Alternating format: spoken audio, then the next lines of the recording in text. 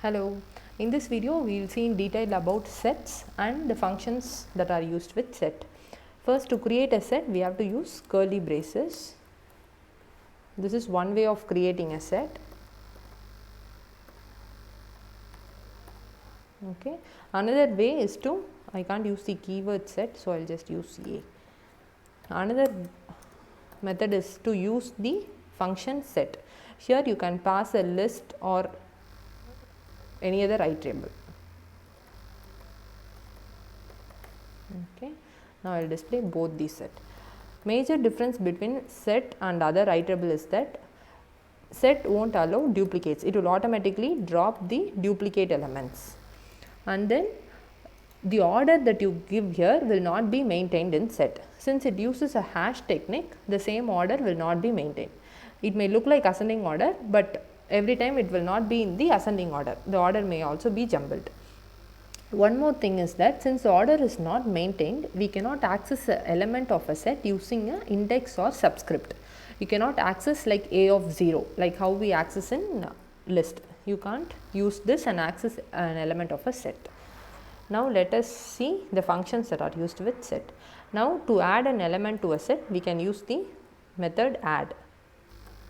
Okay. This is similar to the function append that we use in list. This is similar to append that we use in list. Now to add a list or set or any other iterable to the existing set, we can use the method update. Here I can directly use another set name B also. This will add all the elements of this set to A. This is similar to the extend function that we use in list.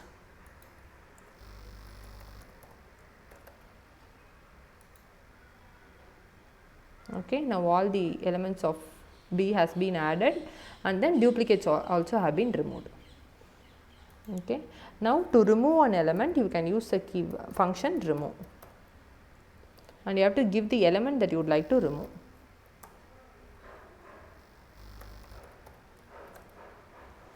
This will remove A. This will remove 10 from A.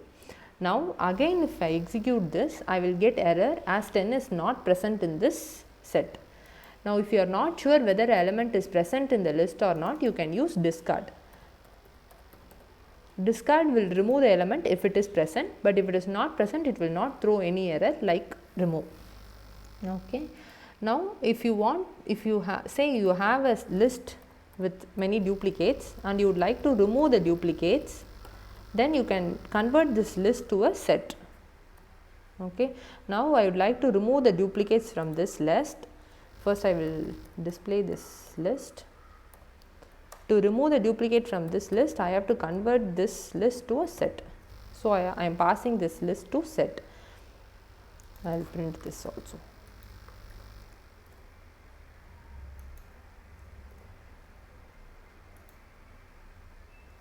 If you see, the duplicates have been dropped. 5 is present twice here, but 5 has been dropped. Now if you want to convert this set to list, I can again pass this set to list method.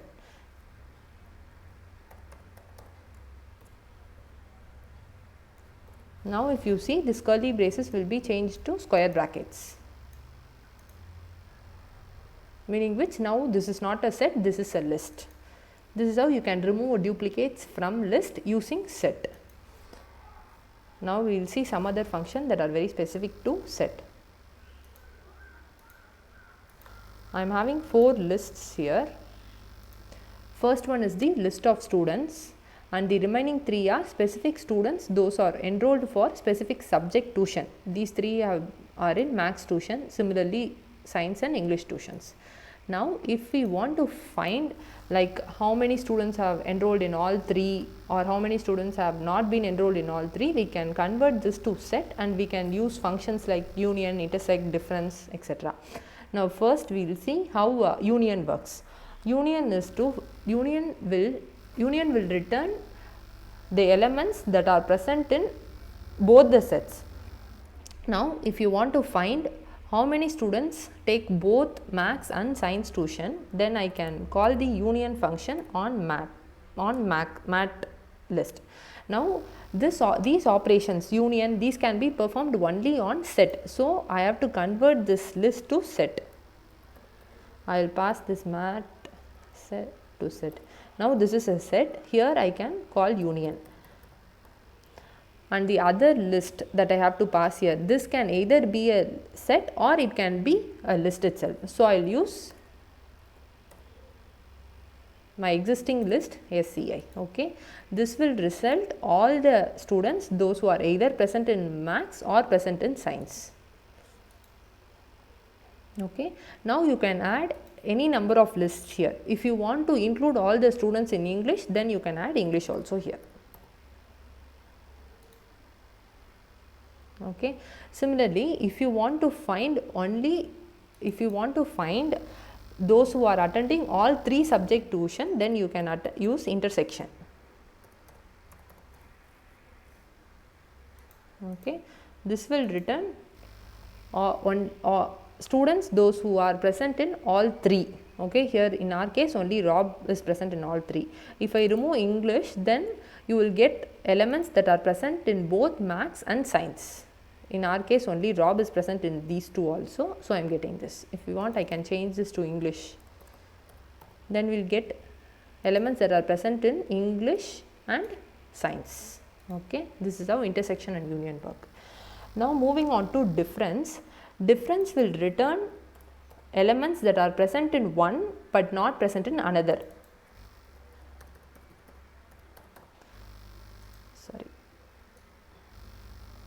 This will return all students that are present in the student list but not in science. That is, it will return students those who do not attend science tuition.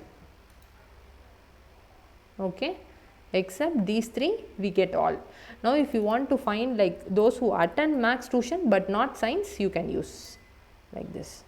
Okay. Now in this case, if you want to in maths and science only Rob is common. So now we have received John and Mary. If you want to also get Alice and Berta, that is, if you want to get the students who attend either maths or science tuition, then you can use symmetric difference. This will exclude elements that are present in both and return the remaining. Okay. Only Rob is present in both. So except Rob, I am getting everything. That is either maths tuition or science tuition. It will return this. Okay. These are the major important methods that are used along with set. One more thing that I would like to add is, if you are sure that the elements does not have any duplicate value, then using set will improve your time. That is, even if there are 100 elements, in a list and if you are accessing the list, it will take some time. But in case you are using set and if it does not have duplicates, you can use set. In that case, it will improve your time efficiently. That is it. Thank you.